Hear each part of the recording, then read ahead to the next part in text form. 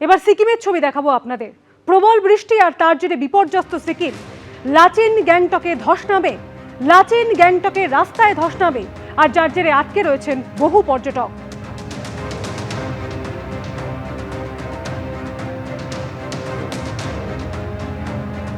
প্রবল বৃষ্টি এবং তার জেরে বিপর্যস্ত সিকিম।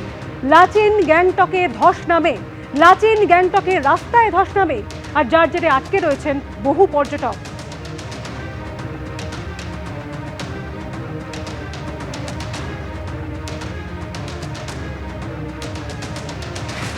সিকিমের ছবি দেখছেন আপনারা। প্রবল বৃষ্টিতে একেবারে বিপর্যস্ত সিকিম। লাচেন গ্যাংটকে ধস নামে, লাচেন গ্যাংটকে রাস্তায় ধস নামে, আর যার জেরে আটকে রয়েছেন বহু পর্যটক।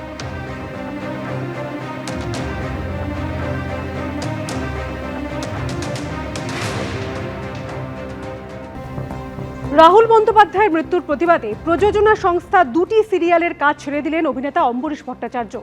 মৃত্যুর দিনেও ভোলে বাবা পারকারেকা সিরিয়ালে রাহুলের সঙ্গে একসঙ্গে কাজ করেছি।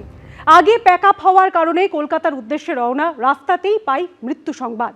ম্যাজিক মোমেন্টস প্রোডাকশন হাউসের লীনা গঙ্গোপাধ্যায়ের বিরুদ্ধে লীনা গঙ্গোপাধ্যায়ের বক্তব্য আরও সংবেদনশীল হওয়া উচিত ছিল, মত অম্বরীশ ভট্টাচার্যের। যে সিরিয়ালে অভিনয় করছিলেন রাহুল, সেই ভোলে বাবা পারকারেগার সহ অভিনেতা অম্বরীশ ভট্টাচার্য আমাদের সঙ্গে রয়েছেন। সেদিন তার অভিজ্ঞতা রয়েছে, সেদিনের একসঙ্গে শুটিংও করেছেন।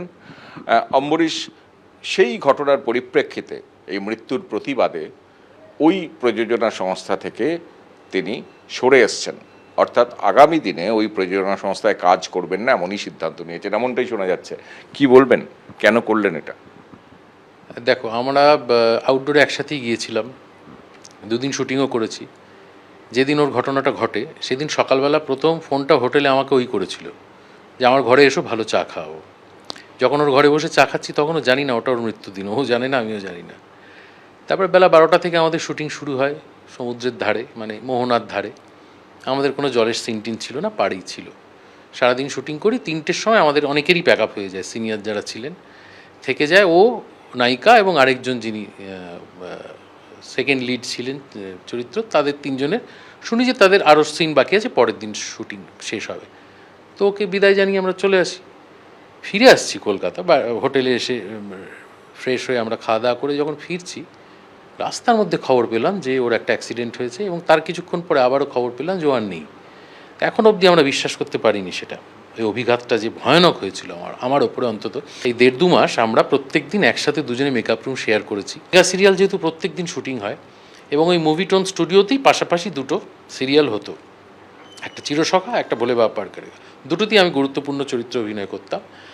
আমার মনে হচ্ছিল বারবার যে কালকেই যদি আমাকে চিরসখা বা অন্য ওই ভোলে বাবাতে অভিনয় করতে ডাকা হয়, ওইখানে গিয়ে না আমি আর অভিনয় করতে পারবো না, কারণ চারিদিকেও স্মৃতি ছড়িয়ে আছে। ওই মেকআপ রুমটায়, ওই করিডোরটায়, ওই রাস্তাটায়, একটা কুকুরকেও বিস্কুট খাওয়াতো ওখানকার, সেটায় আমি না মানসিক জোর পেলাম না। তখন ভেঙে পড়েছিলাম ভয়ানকভাবে, আমরা সকলেই যার ওর সাথে ছিলাম, বিশেষত আমি, যেহেতু আমি এতটা ঘনিষ্ঠ হয়ে গেছিলাম। সেই জন্যে সোমবার দিনটা আমি সময় নিই, মঙ্গলবার দিন আমি ফোন করে প্রযোজনা সংস্থাকে জানিয়ে দিই যে আমি এই দুটো সিরিয়ালের কোনোটাই আর করতে পারবো না। না ভেবেই বলে দিই, কারণ আমি ওই স্টুডিওতে আর ফেরত যেতে পারবো না, হয়তো আগামী 10 বছর পারবো না, বিশ্বাস করো। সঙ্গে যতটুকু যা শুটিং হয়েছে কোনোটা সমুদ্রের কোনো সিন ছিল না, সমস্তটাই পাড়ের সিন ছিল। স্বামী স্ত্রী ওখানে মধুচন্দ্রিমায় গেছে, আমরা ওদের বাড়ির সদস্য, আমরা তোমার ছদ্মবেশ ধারণ করে গেছি, লুকিয়ে লুকিয়ে ওদের বাবার চরিত্র সে নিয়ে হাসাহাসি হতো আমাদের মধ্যে প্রচুর। আমি বাবা বাবা বলে ডাকতো। ম্যাজিক মোমেন্টস সংস্থার সঙ্গে গত 10 বছর কাজ করছি। লীনাদিকে আমি অত্যন্ত পছন্দ করি, একজন সাহিত্যিক, একজন লেখিকা হিসাবে। দুম করে আজকে এই একটা ঘটনা আমি ওনাকে ভিলেন বানিয়ে দিতে পারছি না, কিন্তু পাশাপাশি আমি এই কথাটাও বলবো, ম্যাজিক মোমেন্টসের কে কী বলেছেন আমি জানি না, আমি শুধু লীনাদির কথাই বলবো। রাহুলের মৃত্যুর ঘটনার পরে ওনার যে মন্তব্য, সেই মন্তব্যের মধ্যে আরেকটু সহানুভূতিশীলতা আমি আশা করেছি। এবিপি আনন্দ, এগিয়ে থাকে, এগিয়ে রাখে।